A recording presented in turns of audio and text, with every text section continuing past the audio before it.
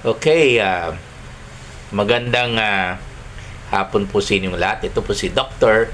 Jeff Ho. Nandito po tayo sa clinic at ipatuloy po natin yung ating live consultation. No? Meron po tayong pasyente, 3 years old, at pumayag naman po si nanay, no, na isama ko siya sa video. Tama po ba? Ayun, pumayag. Ayun. Anyway, saan kayo nakatira? Sa Bato, Santa Cruz. Santa Cruz? Opo. Ibig mo sabihin, galing pa kayo sa Santa Cruz? Opo, Dok.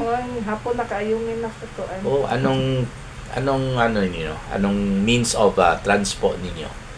Multicab lang. Ayun, ang asawa ninyo nag-drive. Opo. So, round trip kayo. Opo. Naku. So, mga ilan oras kayo makarating sa Santa Cruz kung ordinary day?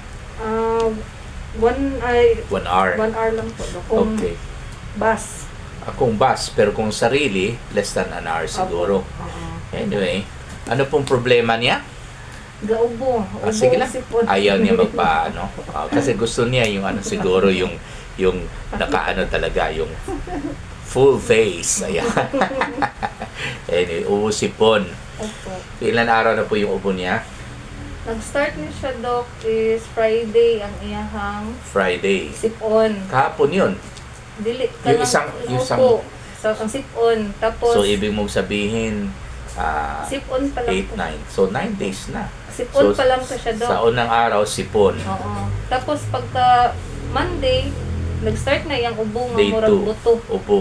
Buto na. Tapos, Talagang yung malaman. Oo. Mailabas po niya yung plema niya? Dili, lagi. Hindi. Ayan, pero narinig na natin, no? Ay, sus, grabe. Buti na lang. May fever. Nag-action siya kagabi yung init. Ito nga, nag-decide na dito nga. Action. Parang action star, Action. Nag-start na dito. So, pang 8 araw na po kahapon. Kagabi, no? Fever. Okay. So, anyway, kaninang umaga, may fever po ba siya? Wala. Kagabi ilang. Okay. So, nawala yung aking leading star. Dito ka muna. Ano lang. Ikaw ang leading lady, leading action star. Ayan. So, dyan muna. Sige lang. Anyway, pag pinabayaan po natin yung ubo at saka sipon, okay, medyo delikado. Lalo pag bakterya. Okay? Ang dahilan. Pag bacteria ang dahilan, kailangan ng antibiotic. Okay? Pero pag virus ang dahilan, hindi na kailangan ng antibiotic. Pero, ang ubo dahil sa virus will last usually 3 days. Sa kanya na po, lumampas na po 3 days. So, therefore, mag-ingat na po tayo. No? No joke. Anyway, pag lampas ng 3 days at may ubo pa rin at parang lumalala pa rin, malaman pa rin, syempre, mag-ingat na po tayo. Pwede rin dahil yan sa allergy or dahil sa bacteria. Okay, so pag allergy, kadalasan, walang lagnat. Pag bacteria ang dahilan, lampas ng 3 days yung ubo, kadalasan, may lagnat. Pero, minsan, hindi ka agad-agad magkaroon ng lagnat. Okay? Pero pag lumalala yung infection, okay, lalo sa baga na tinatawag natin na pulmonya, okay, sisirain ng mikrobyo ang baga niya at pag masali yung blood vessel ng lungs, yung nagdadala ng dugo dun, pag kinain ng mikrobyo yung blood vessel, okay, sa pagsisira ng mikrobyo, syempre, parang kinakain rin niya yung laman ng baga. Kasama po dyan yung blood vessel, syempre. Syempre, makapasok talaga yung mikrobyo sa blood vessel at sama-sama na po sa circulation. Yun na po ang umpisa ng lagnat.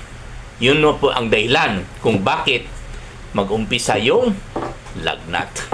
So, pag maglagnat ang pasyente after several days of cough, medyo mag-worry na po dapat tayo. Kasi po, pag may lagnat, maaring nagtawid na po yung mikrobyo galing sa baga papuntang circulation. Syempre, pag ang mikrobyo po ay nasa circulation na po, sama-sama sa dugo, naku, mabilis sila mag-multiply. Napakabilis. Bakit? Kasi ang dugo mismo, yun ang isa sa mga pinakasustansya ng pagkain ng mikrobyo. Gamitin ng mikrobyo yung dugo. Kaya naalala po ninyo nung nag-aaral pa tayo sa medical school, may subject tayo ng microbiology. Naalala po ninyo na pag mag-culture tayo ng mikrobyo, okay? Nag-culture tayo, no? Ng mikrobyo. Anong tawag natin yung medium na yun? Diba? Blood agar. Blood agar medium. Kasi ang blood kasi, yun po ang masustansya na pagkain ng mikrobyo. Ano ngayon kung gamitin ng mikrobyo yung dugo? Syempre, dadami sila lalo. Mabilis sila mag-multiply pag may dugo or pag nasa dugo na po sila. Kaya napakadelikado na po pag magkaroon po ng lagnat ng ating pasyente kasi pwede nagtawid na po yung dugo or rather yung mikrobyo sa dugo ng pasyente. Okay? So, anyway, lumalala po ba yung ubo niya? Lumala. Parang malaman, no? Marunong ba niya ilabas yung plema? Dili lagi do. Dili. Lagundi Okay. ramang pud ako napainom. Lagundi. Okay. So, wala nang ibang gamot. Sa sipon niya, Simdex. Okay, Mamay Simdex. na. Okay. Ang Anyway. ang primero dok sa sipon is katong chloro, sugod ato. Parang chlorphenamine siguro, parang antihistamine. Meron rin PPA siguro, phenylpropanolamine, parang ganon. Decongestant and antihistamine yun. Okay. Pagkahurot ato, nag-change na ko ang Simdex. Kaya mamay pundo na ko sa balay. Okay, pwede naman yung Simdex, no? So anyway, parang Wala siya ni angay sa lagundi. wala siya naangay sa lagundi. Ibig sabihin, hindi siya hiyang, hindi siya gumaling. Okay, pero before lagundi, ay parang parang ayaw na magpa-video. So ako na ang leading actor ngayon, ha? Pero anyway, katulad ng sinabi ko noon, hindi ko na po mabilang ang mga pasyente na nagpunta dito na may ubo at pag tinatanong ko sila anong nainom nilang gamot, ang sagot nila, lagundi. Ayun. Okay? Sana wag po kayo magalit to, taga DOH, ha? Pero para sa akin,